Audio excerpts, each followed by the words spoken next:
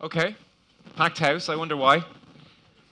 Our next segment leads little framing or selling or introducing from me, but seeing as he's here, sit back and enjoy. He needs no introduction. With Manchester United, a Champions League winner, 6 times a Premier League winner, defender who represented England 81 times and played in 3 World Cups, no less. He's a man with interests which go far beyond football, fashion and online journalism, all part of his portfolio. We're really delighted he's here. We're talking, of course, about Queen's Park Rangers player and BT Sport ambassador Rio Ferdinand, and equally delighted to say he's in conversation with the Emmy award-winning journalist from ESPN, Jeremy Schaap. The ball's coming before the attacker or the midfielder has played it. He seems to know where it is, and he works brilliantly with Vida, but I don't think it really matters who's with him. He'd be that class act. Personally, I think he's the best centre-half in the world.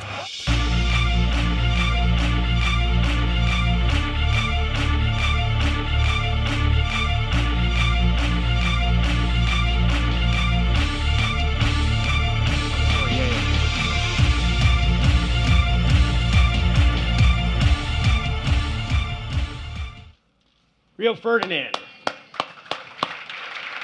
I had no idea I had so many fans in Dublin, Rio. It's really nice to see the crowd turn up for me. Let's start with some news, get it out of the way. You have decided not to appeal your 3-game suspension and your £25,000 fine. Why? That's a good start, isn't it? Just I didn't see no point in doing it. I think the rate of success on appeals on these type of disciplinary panels is almost 0. So I didn't see myself getting the games taken away. Just prolong the affair. So I just thought I'd nip it in the bud now. Obviously, the fact that we're having this discussion here at the Web Summit could be considered timely, considering what's going on with you the last week, your Twitter comments. Well, how does this incident demonstrate some of the pitfalls of being a Twitter star, which is something you've been now for quite some time with nearly 6 million followers? You've got to pick your moments. The problem is that sometimes you're at home, you've lost a game, you're sitting there, and can you hear me? Yeah, and you're looking through your Twitter feed, and you're already frustrated. You've lost the game, you've played rubbish. You're not doing well, you're not where you want to be in the league, and then you just see a few tweets that come in and you think, oh, yeah, that's funny, that one's funny, he's giving me a bit of stick. That one's funny, he's giving me a bit of stick again, he's come back on. And then you think, well, I'm going to shut him down. And invariably I get it right, and I hit it on the nail and shut him down, and he gets retweeted and he has to set up a new account because he gets destroyed. But this time, obviously, I was deemed to have gone over the line, and we are where we are now. So I think you've got to be mindful of what you say and when you say it. And normally I've been quite good at doing that. And the main reason for me going on Twitter and on social media was to engage with fans. I remembered what I was like as a kid. I wanted to be closer to the players. I wanted to know what they ate, how they travelled, where they went, what they wore on their feet. And that was the main reason. I got injured at the World Cup.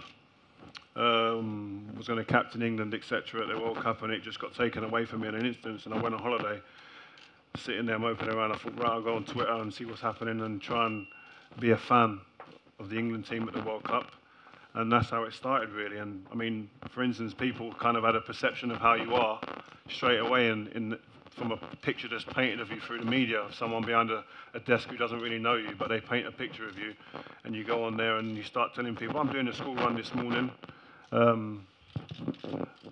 School run, do you not have a chauffeur that takes your kids to school for you? You get people writing things like that, and you're like, no, I'll take my kids to school, thanks. I'm just on a train down to London to go and see some family or whatever. Oh, have you hired the train? No, you just get on the train and you go, albeit first class, but so it's people expect, have you not got security? Have you not flying down there? And you're like, no, listen, I'm travelling, and that's just the best way to travel. It's quickest, most efficient way. That's the way I enjoy it. And it's people start getting understanding that you do normal things, and you're not always on, people think you're on a red carpet every other day, you're in a nightclub doing this, doing that, partying and stuff. And I mean, if you want to stay at the top level, partying is one of the things that's kind of way down the list, because you've got that many games and training sessions that you've got to be at. You've talked about, you've written about in your most recent autobiography, the frustration you felt seeing yourself described one way in the media. And you said you didn't recognize that person at all. In the last 4.5 years that you've been on Twitter and you've amassed all of these millions of followers and you've tweeted frequently, not incessantly, I think I checked the number today, it was up to about 4,500. How much do you think you've been able to change the public perception of Rio Ferdinand? Hugely. I think it's been the biggest kind of, to call it a weapon, but biggest thing in my armory, really. I think that now when I speak to people on the street, they say to me, the feedback I get is, I thought you was a different type of person. Because the way you're painted is by someone in the media. There's someone behind a desk who maybe doesn't like you, doesn't like your team you play for, and thinks, right, I think he's one of them guys that spends money on anything, wears diamonds all the time, disrespects people every single opportunity he gets. He's an evil person, and they paint that picture, and you see a caricature evolve of you. You sit there and think, whoa, who the hell's Root? They say, you don't know me. Has he been in my company at least? Has he spoke to me at a time? No. And so for you to be able to have this opportunity and the platform of social media, that's why I kind of embraced it so much and was kind of, I remember being in the change room at Man United and Gary Neville, Wayne Rooney saying to me, what are you doing on social media? What is this Twitter thing? Twitter, what is it? And I might get fined for that as well now. But then, and I was sitting there and saying, listen, I want fans to kind of, if they want to come and join me and see how it is, what pre-match do you have? I wanted to know as a kid, what pre-match as a footballer that I loved, Gascoigne as a kid, Maradona, what were they eating before a match, a night before a match? What time were they going to bed? That's the type of stuff I wanted to know. Yeah, well, Gaza was a big eater, obviously, but that's the type of stuff, little things like that, and what music you into, what type of clothes are you into, little things like that I wanted to know about people that I admired, and if Man United, playing for Man United, they've amassed a lot of fans over the years, and there's a genuine interest for that, and football's such a worldwide game now. You've got kids who are in different parts of the world, in Africa, in Asia, all over the world. They're not going to get the chance to come to Old Trafford. And so you want to give them something that they can kind of cling on to and see, and they're touching a little bit of it, and they get a sense of feeling, whoa, I'm kind of involved to a certain extent. And that was a huge part of me really going on social media. I'm sure over the last few years, though, you've also experienced, I think, what we could call the dark side of Twitter. The hatred that is so often fomented on Twitter. That's just from City fans, Liverpool fans, and Chelsea fans. I was pointing out to you before we came up here, there's a story in the paper today, Yaya Toure saying that he can't believe the abuse that he's subjected to, this racist abuse on Twitter, how disheartening, disgusting it is to him. What do you think about the fact that Twitter provides this platform for so many people to be hateful, to be negative? If Twitter, Facebook, etc. can find a way of monitoring that, then that would be great. It's going to be difficult, but that would be fantastic. And I say to a lot of people, if you haven't got thick skin, do not go on there, because there's times people say some really outlandish, crazy, evil stuff on there, and you've got to be able to kind of just dust it off and just move on to the next one. You've said that people you've gotten on Twitter, and you've seen people write, I hope you and your family die, I hope your car crashes on the way to school. That's the norm. That's every day. Yeah. Liverpool fans, Man City fans, Chelsea fans. Is it a healthy thing for you, emotionally, mentally, to see people saying things like that about you, to have easy access to so much hatred? Yeah, but I don't look at it from that perspective, really. I don't look at it from negative side. I look at it from what I just mentioned before. And that negative stuff, me, personally, I use that as fuel. When I was going through my injury problems before, and you're looking on Twitter and you're seeing stuff that people are writing, you're finished, it's over, you're rubbish, you're never going to win the league again, blah, blah. And then you come back and you win the league. That is the time I'm on Twitter and Facebook. When we win games, you will see me everywhere, because I'm happy and I'm embracing it. I'm letting people know. Piers Morgan, I should put him down every other day. You know, but it's great to interact and people to see that, and that we do care. People think, I heard the guy speaking before, sorry, I forgot your name, from America, talking about that, because they're professionals, they're earning so much money, almost in a way, they don't care as much, kind of thing. And the amateurs maybe care more. That's not why I don't play football to earn money.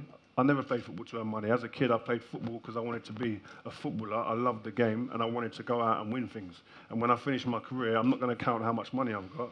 I'm counting how many trophies I've got, and that's simple as that. But people think because of the money you've got, that you don't think like that. You change straight away. I'm not saying there aren't people out there like that, but the guys at the top, for me personally, money is not the inspiration, and money is not the thing that keeps you sustaining a level of consistency at the top. It's not going to be playing football sooner or later. You're going to be retiring. You haven't said exactly when. You've hinted perhaps the end of the season. Is there anything you'd like to say about that? No. No. Okay. Moving on. I thought I would ask, when you do stop playing the game, what is going to keep you going? What is going to motivate you? You've already demonstrated an aptitude for web entrepreneurialism. Where do you see yourself going in that regard? Yeah, I'll definitely get more involved. I've got a digital online lifestyle magazine, the first one online. We won, yeah, 5 magazine. We won the Apple Newsstand App of the Year in our first year or two, and it's allowed me to go into things that I enjoy. It's lifestyle, fashion, sport, entertainment, film, music, all the stuff that I love. And I've been able to go and interview great people like Will Smith, LeBron James, Federer, among many others, and speak to them about their passions and stuff, and put it in a magazine form, a digital magazine form with videos and text too. And that has really kind of set me a platform to be able to kind of think to the next phase of my life after football.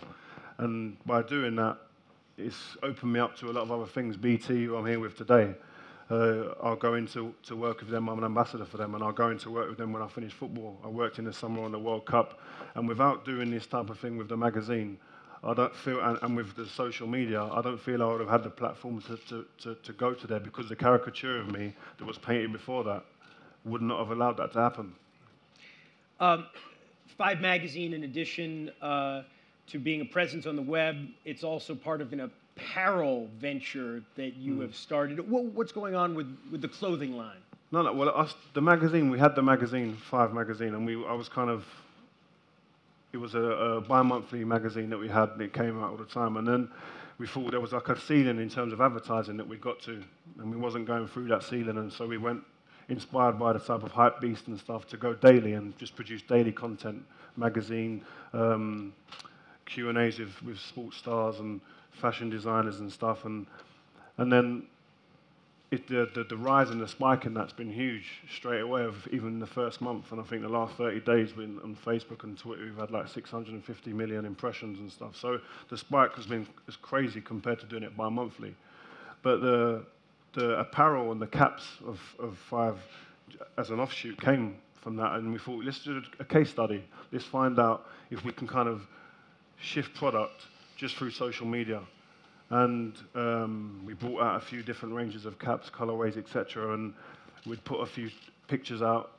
And with the magazine, we'd put some on the stars that we're interviewing, put them photos out, and they just sell out straight away. And at the moment, we put small numbers out, and they just sell out all the time. And it's small numbers we're taking in terms of, if you look at big companies, but the apparel kind of takes 25, 30 grand a month at the moment, and selling out everything that we bring out. And then we're just at the moment going to upscale that and go into bigger and better things. That success suggests the power of your brand, your personal brand. When you stop playing, how do you maintain the appeal of the brand, though? It's one thing now, people can turn on the TV, they see you playing. That's been a challenge for a lot of athletes. How do you see yourself addressing that challenge? Well, a definite part of that, and a strategy that I do have, is collabs. At the moment, I've declined all collaborations with any reputable companies, fashion retailers who want to do deals to do collaborations with some pieces that we've got exclusively with us. But I want to wait till I retire to do them, and I'm putting them on the back burner maybe till once I retire, maybe at the end of the season that you alert to, and then to go into that. And I think that'll be something that is kind of a pathway from one career to another, and at the time it'll probably be better to do it then. Now that you're a member of the media, and as you said, You've interviewed many famous people. You enjoy the process. What are the questions you think you should be asked in the 10 minutes we have remaining here? This wasn't on the menu before.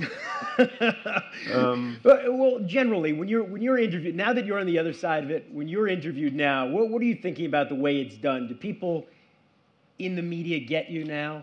Now that you have this different persona that you've been able to forge on Twitter over the last Yeah, I think they years? see me a bit different than what they did before. I think I was looked at as a little bit of a wide boy when I was younger. Being from Peckham, Delta boy, it didn't suit me at all. But now I think, as I said, the ability to kind of speak and interact all the time and engage with people, it just shows a realer side of you, and they get to know you and understand that, as I said, as footballers, we make mistakes. Sports stars, you make mistakes. We're normal people, and people kind of see that once you're on social media. But it can be, as we spoke about before, it can be a hard place to be at times if you're losing, you're not playing well, and then that's when the venom kind of comes out, and people start getting voice boxes. It doesn't necessarily go away when you become a commentator either. But the difference is, and we've seen this in the US with some of our most prominent sports figures, when you're an athlete and you tweet something inappropriate, you say something inappropriate, maybe you're fined a little bit of money, maybe you're suspended for a couple of games, but you're always welcome back because you can still produce on the field. Once you're a commentator and you say something that some people might find inappropriate, there might not be any coming back. Once you're a member of the media, do you feel you're going to have to be, and I'm assuming you will be at some point, considering you're already in partnership with BT, are you going to have to be much more careful as a presence in social media? I'd say so, yeah. I think that's inevitable, but it's not that I'm not careful now. It's just that the problem with social media, that is one problem, is if you're impulsive, don't go on there. And you've got to be able to control yourself. And I think, as I said, once I've retired and I'm out of the firing line, so to speak, and I think a lot of the reaction from sports players and sports people is reactive upon results. So once you're out of that environment, then I think you maybe can control yourself a bit better. That's what I'm hoping. Yeah, I know a lot of people who spend a lot of time on Twitter in the industry, sports stars in the US. They enjoy it, they get a kick out of it, but they have certain rules for themselves. Some won't tweet after a loss. Some won't look at Twitter after a bad play. Some say they won't tweet if they've had anything to drink. What are your rules for yourself? Yeah, I can't go on after a defeat. It kills me. I don't even like going into the school to drop my kids off because I'm thinking everyone's talking about me. Oh, your team lost, you're rubbish, and blah, blah, and it just... That's the difference. When I was at Manchester United, we had a game Saturday or Sunday, then Tuesday or Wednesday. So the turnaround in games was quick, so you could kind of rectify a bad result. You didn't have too long that you didn't want to walk up the school path. Now, I'm at QPR, you've got a full week of feeling depressed, and it can get quite bad. And so, as I said, seem to be handling it okay. So you can get on. So you could get on a lot quicker when you was at when I was at Manchester United. Here it's kind of difficult, and it's hard to adjust. Really, I found it hard in that sense. Speaking of your time at Manchester United, I feel we'd be remiss, considering the setting of our discussion, if we didn't talk about one of your former teammates, a legend here, obviously in Ireland, Roy Keane. What influence did he have on your career? None. No, I'm joking. I'm joking. No, you know what? When I not one of the things when I got there and I thought, wow, I'm at Man United, was one of my first training sessions, and I got the ball, passed it to Gary Neville. He was on my team in the training session, and that was in a normal any world that was a great ball, good ball, pass to your teammate, and you go up the pitch. And then Keane, you just turn around and just started going, pass it forward, take risks. You're not at Leeds or West Ham now, you're Man United. And I stood there and I thought, this guy is crazy, man. What's he doing? I've just passed it to a teammate. Surely that's what you taught as a kid. I'm doing all right, I'm sure. And then not until later on that day, I got home and I was sitting, I was thinking, this guy's nuts. How am I going to start dealing with this guy on a daily basis? And I realised that, yeah, you've got to take chances. And that's how I ended up playing my career, and not just passing the simple ball, to Gary or to a guy 10 yards away. I was trying to get the ball into the strikers, into the Van Nistelrooys or the Rooneys or the Ronaldos to make a difference so they turn and are facing the other team's back four. But he was aggressive in that sense. But I like that stuff. I like when Ferguson approached me in an aggressive manner and I responded better to that type of stuff. If he kind of come to me and said, Rio, you're brilliant, and he knew this was the genius of Ferguson, he knew not to come to me and say, Rio, you were brilliant, you were unbelievable today, because I'll be walking around like I was unbelievable, like I was the man. I'll walk out now straight away and I'll be bouncing about, right, where we going, lads, it's on me, I'm blah, blah, and that's how he knew that I would turn into that type of guy maybe. So he never gave me any praise, and I used to sit there and think, this guy, he don't even appreciate me. He don't even respect me, Ferguson. But then I was always out there trying to prove to him how good I was. So he kept me on a string, really. And but back to Roy Keane. How did I get to Ferguson from Roy Keane? They can't leave each other alone. But Roy Keane he was demanding, and it was just unfortunate for me that I kind of got to Manchester United as his kind of career was on the way down, so to speak, and he left after a few years. But he was demanding on the young lads. He'd demand that they work hard, and he was always on top of the likes of Shazy, Wes, Darren Fletcher, and I think them guys, they even say to now they owe him a lot in terms of how he used to drill them. If you get into managing, do you think that's something that's going to happen? Yeah, I'd like to get into management. I mean, I wake up some days and think management is me. I'd like to do that, and then other days I think I don't need the pressure. I see the look on Harry's face sometimes. I think I don't need that. And then, but I want to, but I want to. I think I'd enjoy managing people, and I've had 3 managers in the last 2 years in Ferguson, Moyes, and Harry Redknapp, and it's been a great 3 years in terms of learning. I was used for 12 years to winning in a certain way of doing things. Under David Moyes, he come in, it changed. I didn't like it, obviously, and I saw things that I liked from him and I didn't, and the same with Harry. And that would be great if I go into management, I can use that experience. But I think I really enjoy the management and the cajoling of players and getting people up and really getting them to massage them to get out there and play and perform. I'd enjoy that bit. This is the Web Summit, so I should ask, if you do see yourself doing that someday, will analytics play a role in the way that you do the job? Yeah, to some extent, but I think some people can get too bogged down in statistics. It's not basketball. It's not NFL.